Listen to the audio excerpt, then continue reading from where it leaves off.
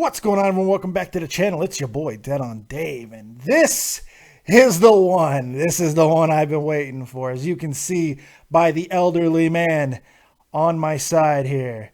This is the 5 random questions that you've all been waiting for. We've done all the other members of Shot from the Point, but what about Mr. Shot from the Point himself? He's my good friend, longtime buddy, back in the Army days. It's TommyC from Baited and, Shot from the Point. What's up, bud? Make sure you get that in the title. Exactly. Because I haven't missed an opportunity myself. I love that the word baited has become bait. It's wonderful. Yeah, you're right. I didn't think of that. It's funny. It's pretty wonderful. Love when words have extra meanings, man. So look, reality is everything's been going swimmingly for you lately, I would say. And it's almost a perfect time to have you on doing this. Personally, I would have liked to have waited till you were a full 1 million sub. But you know what? A 1 million sub channel. But yeah, I'll take it. I'll take it when I can get it. Take 100K. I'll take 10K, which is looking like it might come by Christmas. So, the way things are going. I got a feeling another explosion's coming your way very, very soon. And I'm sure I'll create another show to get you on that as well at that time. So I'll be right whatever. there. Make sure you just get it in the title. Baited exactly. Podcast. Baited Podcast. So you know how it works, man. Everybody else has been on here from Shot from the Point, and we've had a great time. So I don't think you've watched any of them yet, but you know how this works. I don't watch any. But you know how this works. Dude, I ask you 5 questions. The Baited Podcast. I don't need to watch that. You're right. I have people to watch it for me and give me the highlights, cliff notes. Yeah, that's true. That's a good idea. I didn't even think. Honestly, I didn't even think of that. I was, hey, McKenzie, get on this shit. You're dead on Dave. You got Dead on Dave duty. You're on Dead on Dave duty. Good luck. Yeah. Buckle up. Buckle up. Hope you like wrestling. Yeah, right. You know how this works, man. I'm going to ask you 5 questions, whatever my twisted little mind come up with. And as long as you answer to my satisfaction, at the end of the show, you go ahead and get to turn the tables on me, my friend. Do you accept these terms as they have been presented to you? I accept these terms. I accept these terms. I don't know. What do you want from me? With gusto. I don't know. I wasn't looking for a flourish. Just a yes or no. You're the one who got fancy. I'm Mr. Entertainment, as you might know. Yes. I'm on the Baited Podcast, so I got to be... I can't you better up your game. If they see this, you're screwed. Yeah, I know. Right? Oh, Jesus. Question number 1, my friend. No secret that you've entered a new realm on YouTube. And unquestionably, you found the most success that you've ever had as a podcaster. So, considering all that, what's been the most surprising thing about entering these waters with much bigger fish? The fact that everybody knows each other on YouTube, I would have never believed it. It's such a small. It's sort of like Hollywood. It's such a small community, and the only way you get in is if you know somebody. Mm-hmm. I wouldn't have guessed that. But rubbing noses with some bigger fish. They all know each other. It's a big. It's a small circle, and I'm not saying it's a tight circle. It's not a tight knit group, but they all know each other. I saw a kid make a video. And it was a criticism of the Baited Podcast, and one of his criticism was he was like, I don't know, he's an Alex Jones type, but it would have I might have believed it had I not been on the inside. He said there is no way that this many people know each other that's at the very top. It's just simply not true. Yeah. The guys in the top tend to be attracted to each other, and they decide who comes next. I don't think it's a conscious effort. I think it's a little bit subconscious, and it's done for money reasons too. Is like, can this guy make me money? Sure. And money forges wonderful friendships. Yes, so I think that is the most surprising things, because if somebody, I would have been like, fucking, they don't know each other. How many of these guys? They all know each other for the most part. I mean, this is the exceptions to the rule, but most of these guys know each other or have had run-ins with each other at one time or another. So logic would dictate that they would. I mean, yeah. Hey, look at Hollywood. Hollywood's always, the big complaint about Hollywood is unless you're just ridiculously talented, sort of like YouTube, you can't really break in without knowing anybody. Yeah. And there's so many sons and daughters of great entertainers, great actors. That's really to get it. I don't really think. I mean, YouTube's in its early stages still, and I think it'll be closed off. So I think the hole to get into the upper realm is actually wider, but I think it closes more each day. Yeah. And it's going to eventually, assuming YouTube, or and it doesn't even matter if YouTube's around, it could be some other kind of platform. I think now is the time to get through, because eventually it's going to become completely like Hollywood. You have to know somebody whether you're talented or not. Well, yeah, nepotism is always going to be around, and which everyone uses like it's a bad word. It can be used for nefarious means, but the reality is you get a foot in the door because of some of the people that you know. It's not such a bad thing. And it makes complete sense that people are going to be keeping their eyes on the people who are up and coming, because if they don't want to work with them, they might be taking their spot at some point. Well, I was in bands and stuff in New Jersey, and not that we ever made it, because I mean, one of my friends opened up for Linkin Park, and it's kind of like that too. They want, look, friendships are forged. I mean, you heard about Korn, Deftones, and Limp Bizkit. They all kind of piggybacked off each other. I think that's just the way entertainment goes. There's so many freaking talented people. There's so many people that are marketable. It's a matter of finding them. So they kind of put you through the test to see if you can hang, and it's mostly social tests. It's not. And another thing too is like, and that might lead to conspiracy theories too. Like, well, there's groups of people keeping other people out. I don't think it's that sophisticated or that complicated. I think it's sort of subconscious, and it might come down to something as simple. I like that guy. I think I can make money with that guy. We make money. I like him more. Now we're friends. Now I'm going to his wedding. That's all it is. I think it's an organic way of that happening. There's no conspiracy to it. It's just something that naturally happens, and it makes sense if you really think about it. I mean, they tend to, it's cyclical, it's circular. The groups that you run in tend to have the people that are interested and part of the same things you are. I'm sure it happens at the corporate level as well, as far as moving, but it's like you don't see that world very well. Whereas in entertainment, like in YouTube or Hollywood or anything like this, visible. It's more visible. So you like when you see the backstab, you know more about it, even more so, especially in YouTube where drama is a big part of it. You see the Game of Thrones play out right in front of you. So that's it. I'm shocked how real it is. I'm shocked at the stuff that I've seen on Drama Alert and the stuff that I know that's going on behind the scenes is so accurate. I would have never thought it. I would thought a lot of this stuff was, and sometimes it does, it was just happening for the sake of entertainment. Yeah, there you go. Good answer. I like that. All right. I'm going to switch gears on you a little bit because I got to get my gratuitous wrestling question in, and because you like wrestling. You're an old school wrestling guy, and you've said on my shows in the past, because this is not the first time you've been on Dead on Dave Productions, and you said it on the past that you feel that you would have been a fantastic wrestling manager. Yes, I do. And I agree with you. You got that look. I think you would make a great wrestling manager. I got a kind of face you want to punch. Yeah, you know how to really piss people off. And I can do that, yeah. So let me ask you, you've put thought into being a manager. Who's your dream client? I don't think I'd look at it that way. I think, like, because of what I know now, and I'm more of a smart than I was, I want to take the biggest hard luck case. I want Chris Benoit types, just get them, because that's the challenge. Yeah. Well, getting Chris Benoit over now would be more difficult. Yeah. I want to raise Chris Benoit from the dead, and I want to get him over, and people forget that he murdered so painfully. Right. Exactly. No, seriously, no. That's what I want to do. And not only do I want to get him over as a heel, I want to get him over as a face. How about that, Dave? Even more. That's right. So I think that's what I want to do. Of course, I'd have to have experience and confidence in my abilities, but like that's what the manager's for, and I think it's a role in wrestling that's, really underused. I think there's more guys that could get over if they had Bobby Heenan types, and I do think there's guys out there. And you mentioned the guy from NXT. I can never remember his name. Who's real talented. You love him a lot. The guy with the tattoos on his neck. What's his name? Got tattoos on his neck. No, the guy that you think is the next Bobby Heenan. Oh, Corey Graves. Yeah, Corey Graves. Corey Graves. I apologize, but I mean, he certainly could do it. And the bad guys, I've always been really, not so much during the Hogan era because I was a kid getting sucked up into it, but as I got older, when faces became a little more boring, that seemed to be more challenging to me. I'd spoken to Roddy Piper back in 2004. I met him in a book signing, and it's so funny because we've had this conversation. I'm going to tell. Yeah. I'm going to tell the fans this, but it was funny to me because guys like even back then in the early 2000s, it was still sort of Attitude Era ish, and I had been told that guys like Ric Flair and Roddy Piper they are still not comfortable about talking about kayfabe issues, right? Yeah, they're always going to protect it. Yeah, they're always going to protect it. I don't think they do anymore or anything like that. In fact, they don't. There's nothing to protect anymore. I remember listening to a podcast in 1999 where Ric Flair was saying, "I can't believe I'm doing this" in 1999. You know, Yeah. I mean, it was bizarre to me.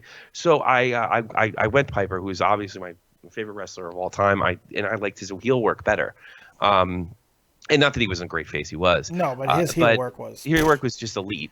And I said to him, I think you are, and I believe is still the greatest bad guy of all time. Oh, yeah. He leans me over and whispers in my ear and says, "Baby faces are boring. Baby faces are boring." Yeah. So I just, you know, I don't want to be the good guy because, like, it seems easy. Yeah. I suppose. I'm not saying it is because I don't know. I don't know what it's like to be a face and handle all that responsibility. But I'd rather be you know, I was attracted to a guy like Austin and I like tweeners and bad guys and stuff like that. Guys that, you know, people that I see myself as, you know, because I think that's the biggest problem with nowadays. Is, like, for the last 20 years, essentially, it's been bad guys aren't the same as they used to be. Now bad guys are cool. When you're good at what you do, look at Paul Heyman. So good at what you do that you get cheered and loved for saying horrendous things. He made it rain on Stephanie McMahon the other day. Literally started chucking $1 bills at her in the middle of the ring.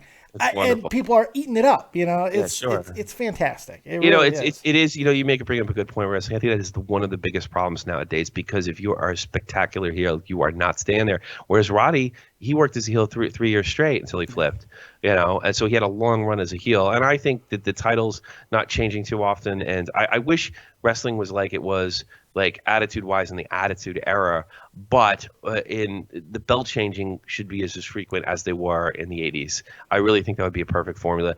But I mean, I know you could explain to me why I'm wrong and what the corporate reasons for that, and you know, I'll be right. But as far as you're not even 100% wrong on it. That's the product that I want to see. Yeah. I don't know if that's corporately feasible, but that's what I'd want to see. Long runs. I mean, you get a belt, it's going to be hard. Anybody gets a belt, it should be fucking ridiculously hard. Well, just how much more visible. I don't care.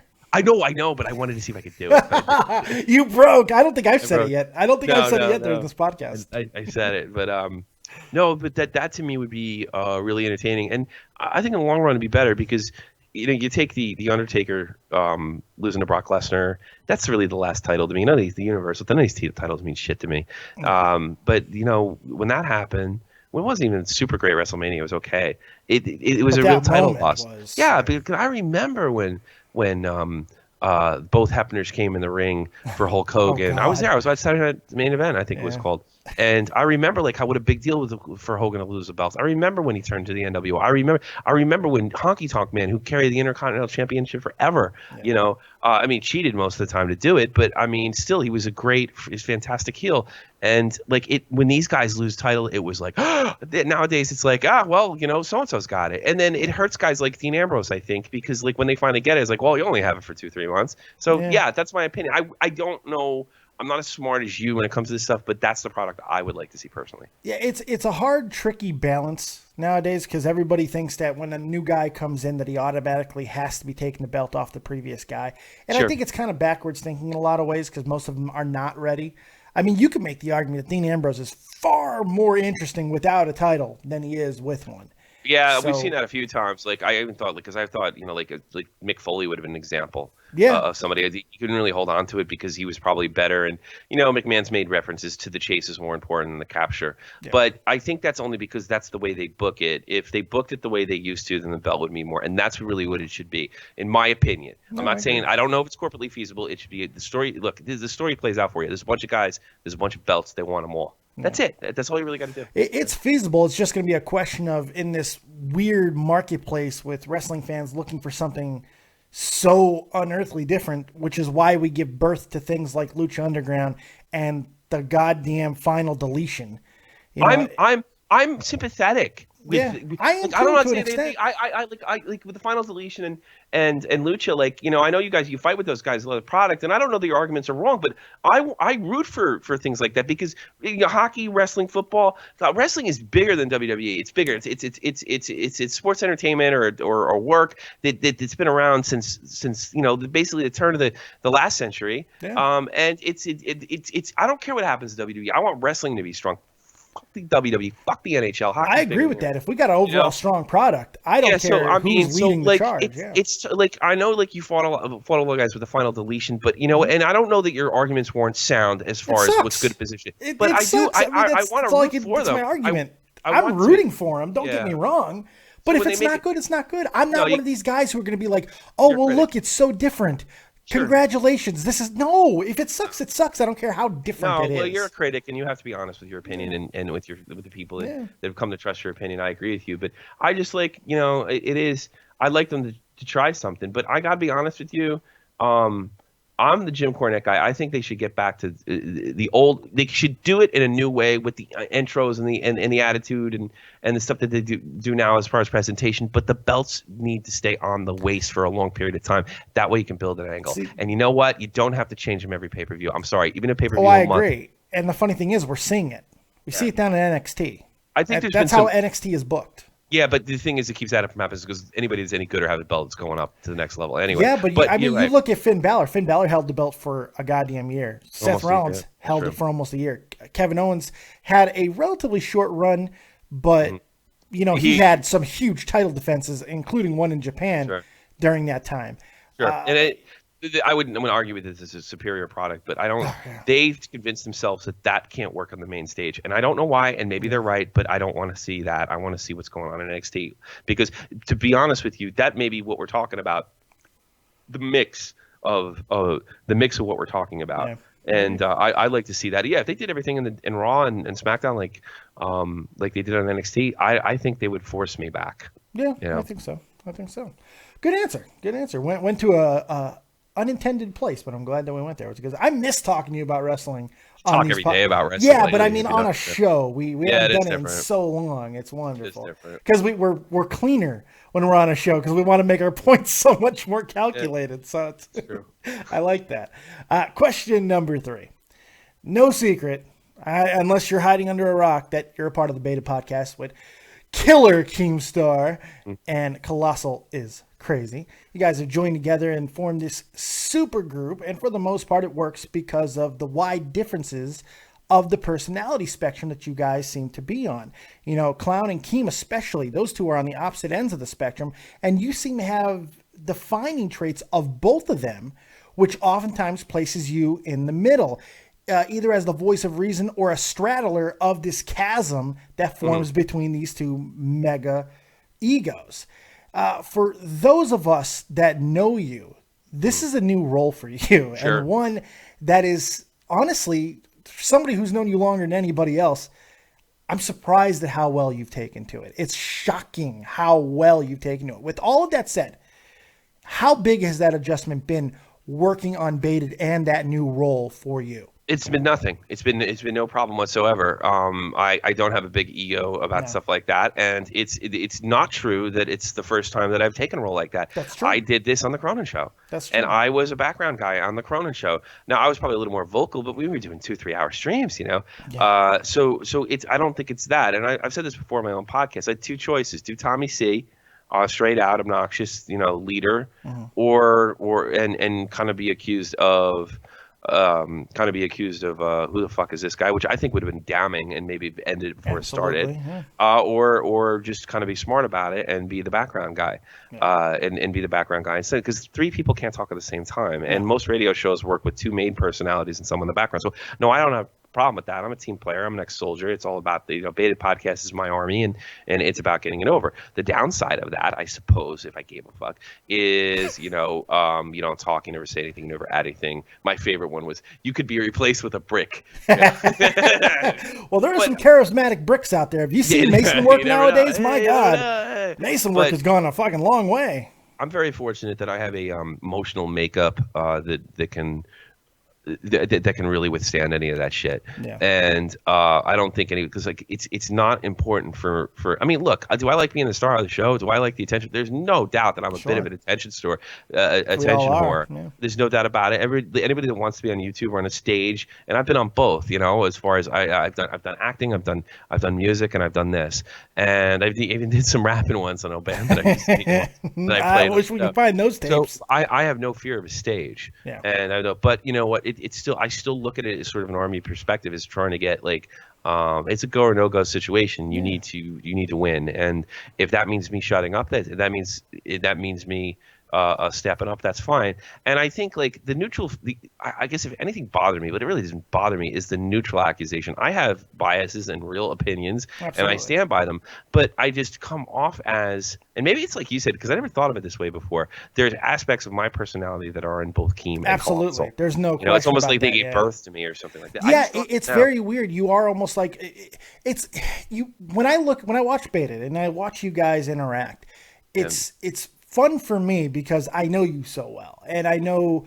even when you did it on Cronin, because you're right, you did have this role similar in Cronin, but you didn't have it with two guys who had the type of personalities that Keem and Colossal have. I mean, these are larger personalities than I have. I mean, huge. I have a very big personality, but Yes. these guys are powerhouses, and it's Absolutely. naturally your personality is you're born with it to some extent. Yeah, you can hand some things and stuff like that. And I have a big personality, but these guys have, and I'm not saying ego, by the way. I'm just saying personality. I'm just not a slight. These guys have big entertainment personalities, right? And I'm kind of in the cage with them. So yeah, so it didn't seem like when Colossal and Keem got in their first fight, it didn't make sense for me to intertwine. Well, I better talk now because everybody's going to accuse me of not contributing anything. No, yeah. Shut up. Now, I mean, like another thing is this neutral or kissing both their ass and stuff like that. Well, I mean, I think that's kind of ridiculous because I think the reason I come off neutral is because I'm a human being with different opinions, and I was told when I got there that I could say what I want. I don't have to take sides, and everybody else is trying to, Keem tries to get you on his side and stuff like that. And sometimes I'm going to join, but I'm not going to join because Keem says so. I'm not going to, stick up for Colossal. It's just exactly what I happen to believe. And I look at the world a little like Keem, and I look at the world a little like Colossal. Yeah. And that's really what it comes down to. And then, and then you're going to get the shit before that. I mean, I have people say, like, how come you didn't say anything in the last episode? And then I looked at the last episode, and Keem was doing the la thing, and I told him off. I was basically in a fight with him, and I was like, well, of course I fucking got a fight with Keem. Quick, I snapped at Keem in the show. Yeah. I was like, you finally grew some balls. I'm not really shy about putting myself out there, but I do believe that my role is different, and this is the particular role for this particular time. And projects come and go, and I may be in charge of one day. Who knows? Let me ask you this as an add-on to that question. This is not my fourth question. This is an add-on to the third. Do you think that's a big problem in YouTube with a lot of guys who try? We've seen super groups try to come before. We've tried to do something similar in the past. Sure. Do you think that a big problem is people not having the correct attitude going into it to be willing to take that type of role, to get past themselves? Sure. Absolutely. I was hard. I mean, we had our problems too. I wanted a certain role for you. I expressed that, and we had some issues like dealing with that, and that's the vision I had for that. So and then we got over it, and then we accepted our roles. And I think I've kind of preached roles and stuff like that to the Shot from the Point team. And sure, yeah, that's exactly like. And I think we had to. Me too, by the way. I'm not just pointing the finger at you. Because we've had our problems that have been somewhat documented. Yeah, sure. We had to get over our fucking selves, and I'm not excluded from that by any means. I think that's what it is, and I don't have a problem. I have a unique emotional makeup that very, very little bothers me, including death threats and rape threats and all this other shit that I get from time to time. And I don't care that people don't think that I add anything. I don't care that all I am is a laugh. It doesn't bother me. My one goal is success, and if that's what it has to do, Keem tells me to shut the fuck up, I'm going to tell him to shut the fuck up, and I've done it. So, but even though I do that, it doesn't matter. My image is sort of, but this is what I chose. Because you're always the third man in. Yeah, sure. But this is what I chose, and that's the way it works. So, and I have no problem with that. Plus, we're all pretty cordial offline. So, like, this shit, we're not screaming at each other offline like this. So, and Keem is a little different and a little more soft spoken offline than he is when he's doing Keemstar or even on the Baited podcast, where they're looking to get it on to entertain you. Yeah, there you go. Good answer. I like that. Well, let's switch gears a little bit to something that I know that you kind of near and dear to your heart. You're a hockey man. Yeah. Shot from the Point was built on the bones of the icy battlefield. So let me ask you this. I like that, the icy battlefield. You like that? You're good at that. You're good at that. I'm a wordsmith. You're a little bit of a word. Yeah, you really are. I like the icy, but kind of steal the shit out of that. There you go. Take it. Just send me a check one day is all I ask. Okay. Now, you've once brought me in to hockey. Not a lot of people know this. You're the reason why I watch hockey. You sold me the sport. Mm-hmm. How? That's the question. How do you sell hockey to people who have no interest? You're talking to a guy that 6 years ago told basically you to go fuck yourself over trying to talk to me about hockey. Yeah, I came with a Ranger jersey to a poker game and you're goofing on me. Exactly. And now I can't get enough of it. Yeah, it's good stuff. So how do you sell hockey without shoving it down people's throats? I mean, that's always the thing. Two things. It's real simple. Don't act like an elitist that knows everything. When people ask you questions, answer them. And answer them like, oh, what's icing? You don't know what icing is? No, that's not the way to do it. That's also, by the way, a good tip if you want to get your wife into sports like I have.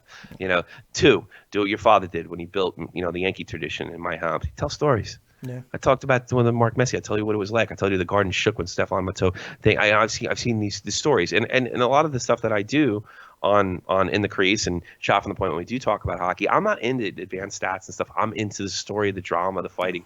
I'm of Irish descent. We're storytellers, and that's what I find the most interesting about hockey. And I think you would have to agree with me more than any other sport. And I know you love the NFL, and I know you love baseball, and you're a bit of a basketball fan too.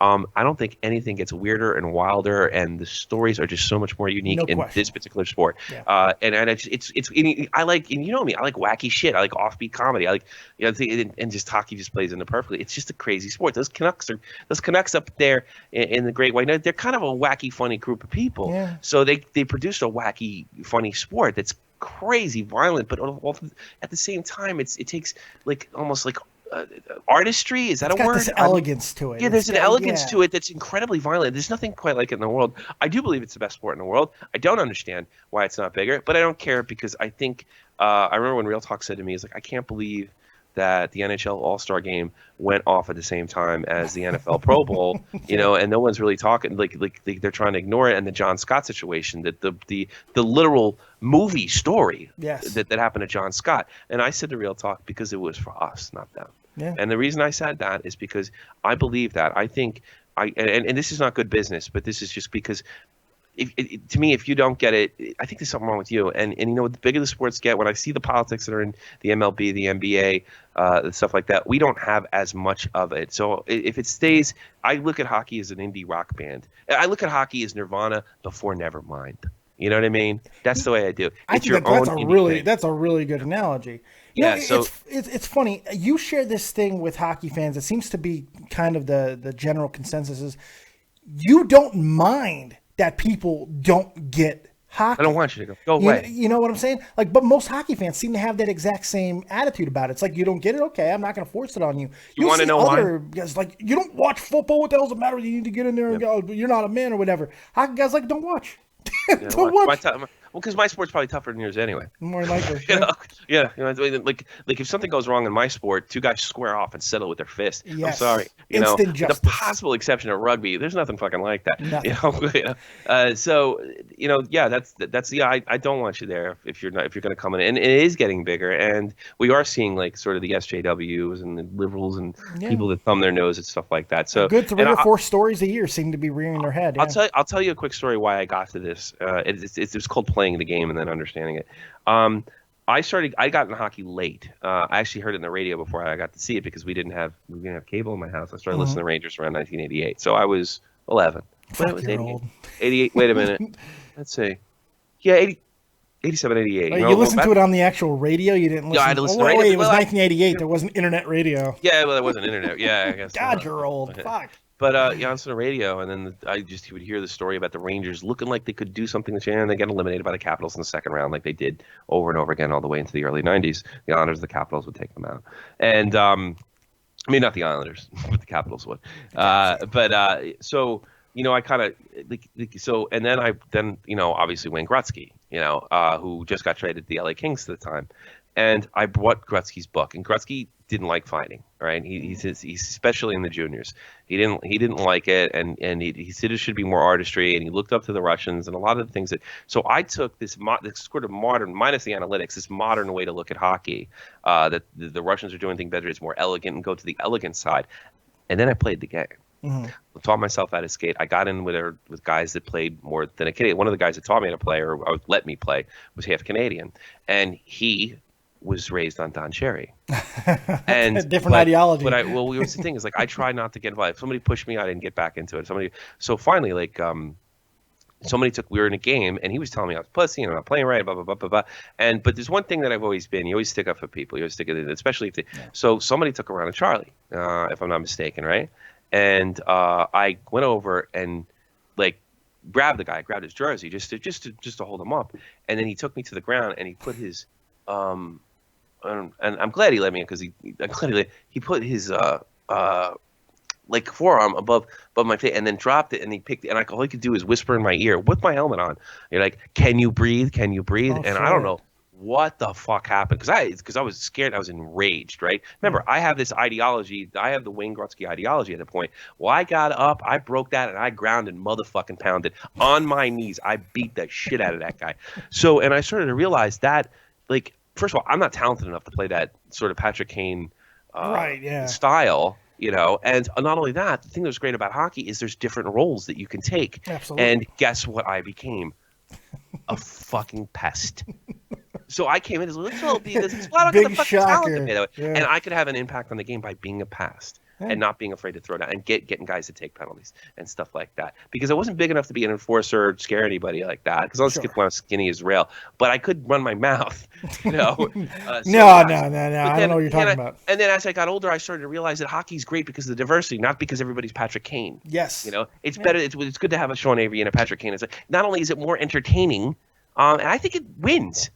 You know, we're starting to see these analytics. There's rumors that the NHL teams are starting to toss these analytics guys out the window. Yeah, you know, maybe it goes back to what Cherry just. You need grinders, you need scorers, you need defensemen, you need two-way defensemen, you need one offensive defenseman, and I think that's what still wins hockey games today. Even in this era, I think we're sort of a denial thing where we can sort of play fantasy hockey and get these guys to win. Yeah. You know? I think it's frustrating for the fantasy nerds that they can't associate themselves the same way in hockey than they could in the other sports. Sure, absolutely. One final thing on hockey before we move on to the fifth and final question. And this is just something that I've noticed with hockey.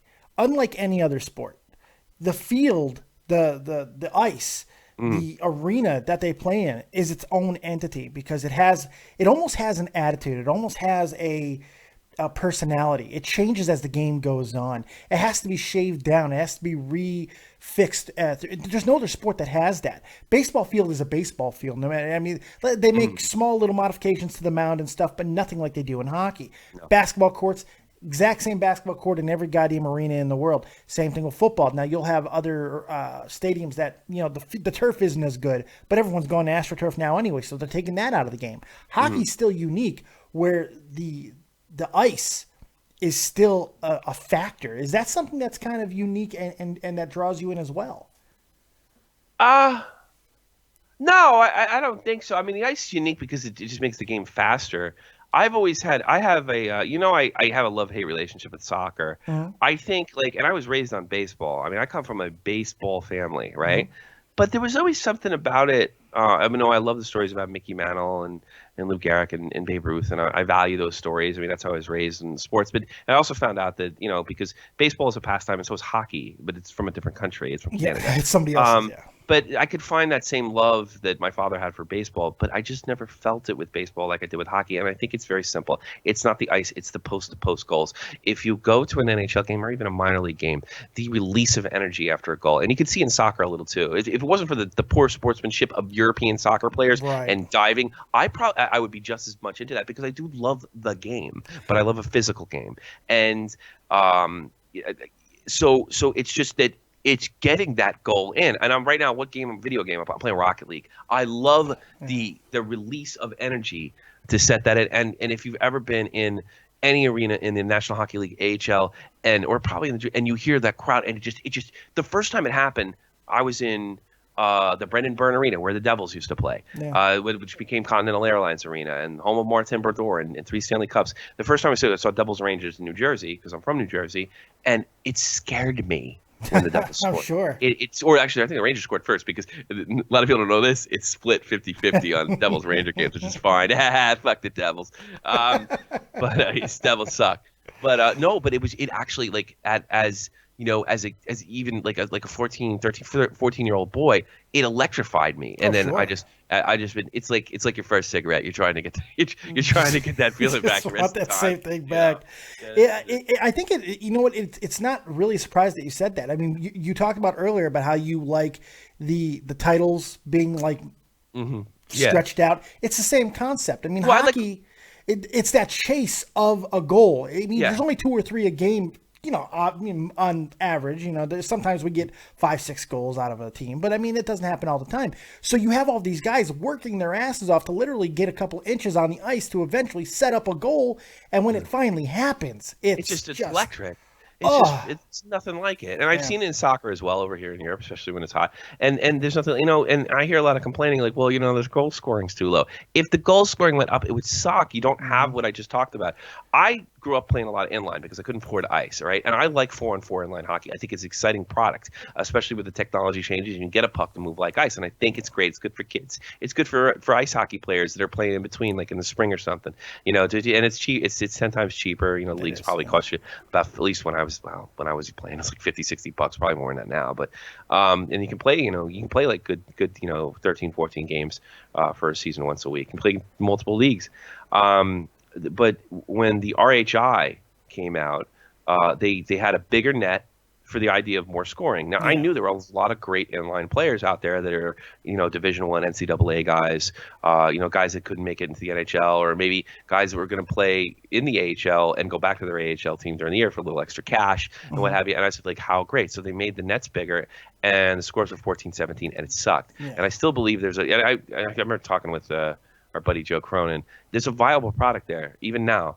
But because of the rules, and because if you don't have the hitting, if you can't play certain defensive styles, or you can't play like an ice hockey, and nets are bigger, you don't have a very good product. So I saw there's not a story. It's not there, because another thing is the puck goes faster off the ground than it does. You have guys like 120-mile-an-hour slap shots. Jesus, you're not stopping it. So nobody's stopping that if it's on target. You get hit with it. Your goalie catches, you'll probably get thrown through the net like Goldberg in the Mighty Ducks. Right. Or something like that. So I saw that, and I still believe if they added hitting to hockey in smaller arena, I think roller hockey would be a viable product. ESPN ran it for a couple of years. They did, but they just screwed it up. They fucked it up. It could have been great. I used to love going to my local professional roller hockey team and like rooting for them. But they get or inline hockey, as we don't call it roller hockey. Oh yeah, that's right. Because remember, it's inline hockey. Bleeds! I saw the high scoring games. They suck. It sucks without the fighting. I've seen that in Europe. It sucks without the hitting, and it sucks when there's more scoring. I've seen it. I know what it is. So that's why I don't want you to like my sport. Yeah. Go away. When scoring isn't special, there's really not a story to tell. No, that's it. Really so that's pretty much where I stand on that. Agreed. All right. Question number 5. I think we answered that last one quite well. So question number 5. One thing that I know that you're relishing, knowing you personally, I know that you're relishing this because you are becoming known now as I don't want to say advocate, but certainly a voice of free speech. And not only just on YouTube, but for all social media platforms. So let me ask you this.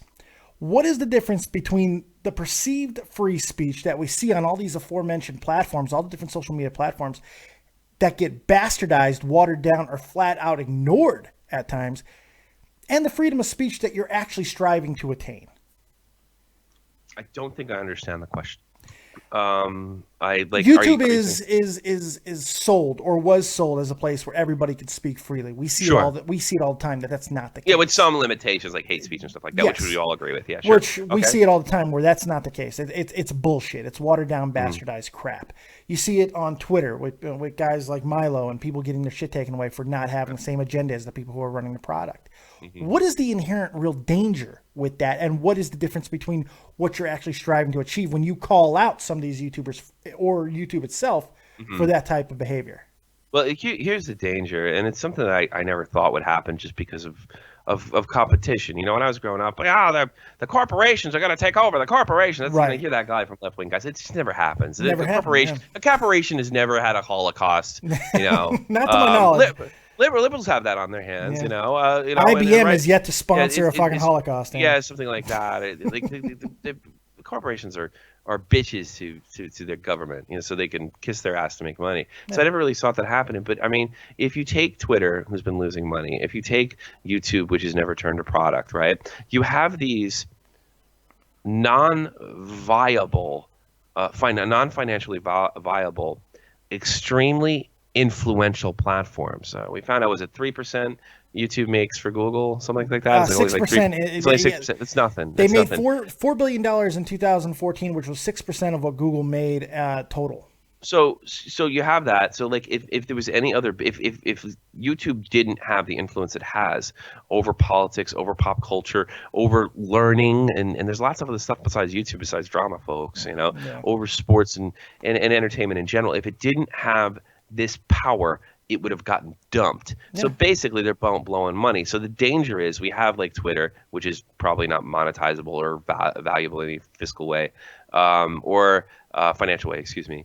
Or you have YouTube, which is extremely powerful and getting more powerful all the time. As soon as adults figure out, as soon as it's done, probably just have to grow up, that there's shows and stuff on YouTube, that it's not just a place to watch cat videos. But by the way, the majority of the people still believe that. Yeah. And the only kids that know that are between the ages of 13 and about 25 that know there's a whole other thing. And I think as the ages go up, I think we're starting to see it too. That's why Leafy is here so popular. That's why all these guys are so popular, because they connect with the core people. Really, YouTube is a young person's thing. It's a young people that are into YouTube. Which is one of the reasons drama is so popular, is because the young people get it. They get what's going on. They can get the most out of it because they understand it. Whereas most people just got sent a link and like, that's cool. They don't like the video. They sub. They don't do anything. Yeah. But the kids understand the whole thing. So the market becomes children, because those becomes the most marketed people. So you have this, and it's so influential politically and all these things that if it was anything else, they would just cut the cord or sell it to somebody else who can make money with it.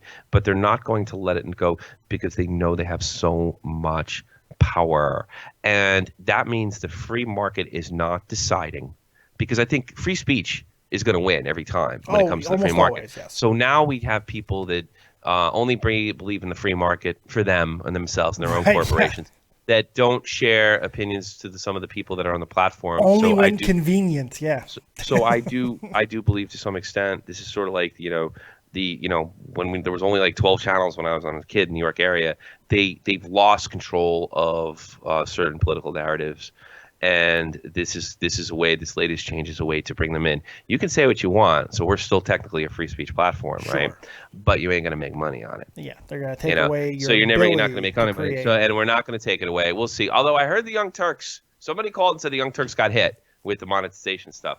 And when you put a vague rule like controversial issues and things like natural disasters, if you can't talk about that, and I can't use the word ISIS, that's quite frightening, because like if you can't use the word ISIS, then you can't complain about ISIS, which means you can't fight against ISIS. So what kind of strange message is YouTube sending? So it's a very similar one to a lot of entities that strive for power. The one thing that they fear more than anything is the dissemination of information.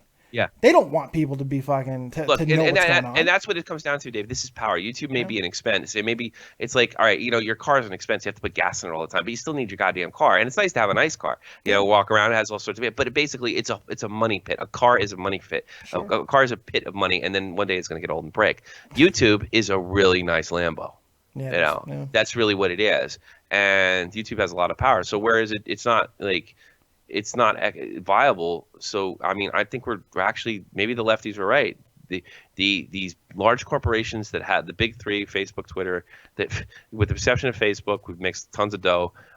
They're not making money. They don't know what they're doing, but they don't care because the influence is there, and that's what's important. So we have sort of a third branch of government with social media, and it is quite frightening. It is. It is. Well said. Well said.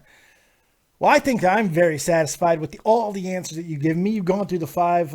Honestly, I think this is one of probably the best recorded conversations you and I have ever had. I was just thinking this was definitely the best interview I ever had. I did this last time with you. I turned off the bit. I turned off the kayfabe. I turned off because I do a character extension, and it's not like I'm just trying to say I'm a phony on there, but I try to be more entertaining. Sure. But with this, you're seeing Thomas Callahan. Well, this is the today. conversation. This is the type of conversation you and I have every day on the phone. Yeah, sure. And I think they're unbelievably entertaining. So I'm kind of glad that we got to see that. The reason we started camera. Shop from the Point right there. That Yes. was the reason we started from Shop from the Point. So really, yeah. it was like, I think we could sell this. Absolutely. And I think people would be interested in hearing what we had to say. I So that's think so, really too. what happened.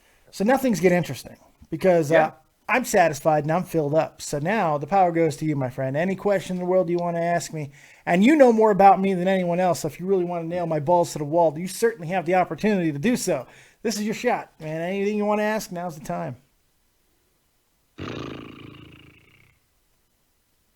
This is hard. I don't know. Expectations are high. I'm not going to lie. Oh man, yeah. I just, you know what it is. I'm so into myself. I mean, there's no doubt about it. That, there is. I'm like self-obsessed or healthy or anything, but I'm my ego is quite. It's healthy. It's healthy. I have healthy. a very healthy ego. It doesn't drive my everyday, but I do have this habit of just thinking of myself and my podcast and my future and my career all the time, and I'm very focused. So it does. I'm almost ashamed of the fact that I can't quite. This is where I'm flawed. Like I can't come up with anything. Oh, all right. All right, I got a tough one. Okay. You might get mad. How about that? All right. Oh, I'm intrigued. I bet you are. Do you hone your opinions with the hope that one day the WWE will pick you up and you change them accordingly? I can honestly say Okay. that I have never, not once, ever had that into my consideration when I make an opinion. Mm-hmm. I have never. Do you hope by not really bashing the WWE that maybe they'll pick you up, like you might go too far, sort of like a friend of ours? No, you don't believe that. So because I do bash the WWE. I know you're getting mad at me. Well, I'm not mad at you. I'm not mad at you. It's a common misconception. I think when people watch my show regularly, they see the anger's there. I know the answer to this question, but there are some times when I do watch a show and I wonder about is he being careful? And by the way, it's not totally unforgivable because look what I had to do to kind of move on to the Baited podcast. Yeah. I had to go to Tommy and I had to put myself in an uncomfortable situation where I supposedly hated Keemstar and then I love Keemstar and stuff like that. So I don't even it's a shame. So I do wonder sometimes. Sure. If you do hone it, and I don't think there's anything wrong with that. But at the same time, it's I know that's not true. Yeah. Because I already know I already know the answer to this question because you argue the same way with me offline that you do on your show.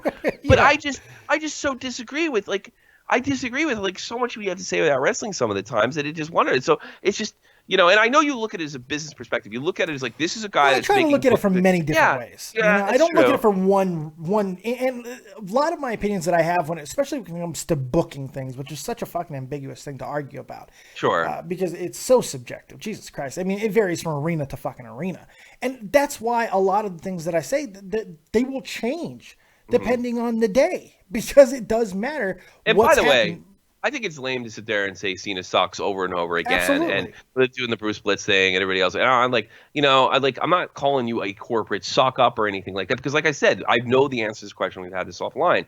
But I do wonder I know you like Daniel Bryan, but you weren't really super hot on that thing. Yeah. And I thought that was really you didn't really think he was good. He was being made out, and you're not super happy about the so-called hijacking of the shows and stuff like that. No, I didn't think they were.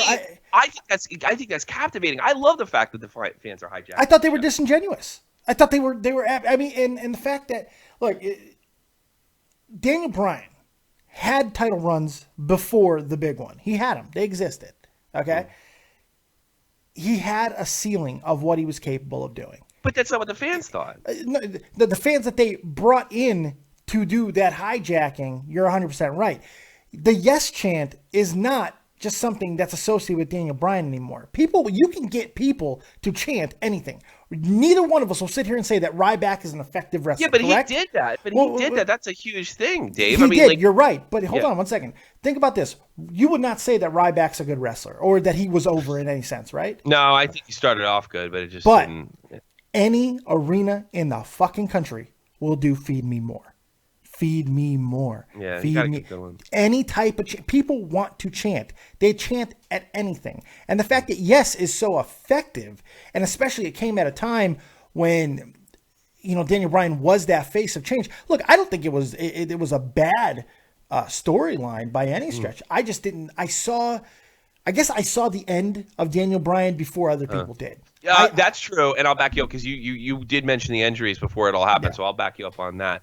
But the thing I didn't get about that, I mean, we never got to see. It's not totally fair because we never got to see a long title run, which I think we should have. By the way, yeah, I think once you got, but I just the reason I think I asked this sort of, I guess it could be perceived as an offensive question. First is I never understood why you weren't excited for him. Yeah. Yeah, well, I think it has to do with the guy, because if you look at me now and who I'm currently championing, I'm championing guys who are just like him, but they're better. That's true. And I Shinsuke Nakamura and NXT and Finn Balor, Seth Rollins. You answered my question, and I'm glad you didn't get mad. No, why would I get mad? It's a question. I can answer it like yes. Sometimes when I ask you questions, you get mad. Don't give me but I'm certainly not going to do it on a recorded show where I can be fighting. You're yelling me offline. Exactly. You wait until we're done, you son of a bitch. It's coming from me. Oh boy, you're gonna get it now. You wait till I see your father, young man. You're done. I think we just did a perfect hour. Fun, man. Yeah, I think so, man. I thought it was great. I really appreciate it, man. Thank you. I know it's not the easiest thing in the world to even though we're the only two of our group that live within 30 minutes of each other. Yeah, I know. I know with the way I am physically and stuff, it's not always easy to link up. So I'm really, really, really appreciative that you were able to come on and do this with me. And now that we're done, but honestly, I think this is my best interview, hands down, ever. This is one of my favorite interviews I've ever done. This was great. And now that we have now done the entire Shot from the Point team. Yeah. I think when you look at the body of work that I've been able to put out with these five random questions with everybody, you guys can go back and now get a profile of each and every single member of this team and see them for who they are and see why this team is the best thing on YouTube. Now you can see it for yourself. And a big reason of it is because of this man right here. They've bailed me out plenty of times. There's no way this happens about the other guys. There's no doubt about it. And I've just had another guy come through for me big. We've managed to keep the loyal guys, weed out the guys that weren't, and just every time we sort of and when we brought new guys in, we've been more selective and been more on the money. So yeah, this is a pretty tight clique that we don't leak. We don't have any kind of issues, and we do have issues. We take care of it, squash it family wise, So yeah, I'm really super proud of that because the rest of YouTube is a fucking rat's nest. It is rats, and I'm swimming with those sharks, but I think I know how to handle it. When you go into it with that mindset, we shall see. Yeah, I know what it is. I don't have any fucking delusions. Exactly. A rat's nest, and you know how to say I don't give a fuck, which people don't know how to say it. I fucking eat rats, dude, man. I'm the cat of this cows, man. All right, guys. Thank you very much for joining us right here on Dead on Day Productions and 5 Random Questions. If you want to be on 5 Random Questions, all you got to do is hit me up on Twitter at DeadOnDaveV or right in the description box below, the comment section, and let me know what you want to be on. But look, I don't want to talk to you about your day at college or anything like that. I want people with stories. I want to know what's going on in your world. I don't want to hear about what you ate for breakfast. I'm certainly not going to ask you about it. So if you got something that's really there worth for the world to hear, hit me up because I want to hear about it. All right. Thank you very much, TommyC, for joining me on this very special episode of 5 Random Questions. We'll see you next time right here on Dead on Day Productions. Like, subscribe, and share. And as always, if you don't have talent, have talented friends like the Shot from the Point crew. Go check them out. We'll see you next time. Keep it copious, folks. And peace.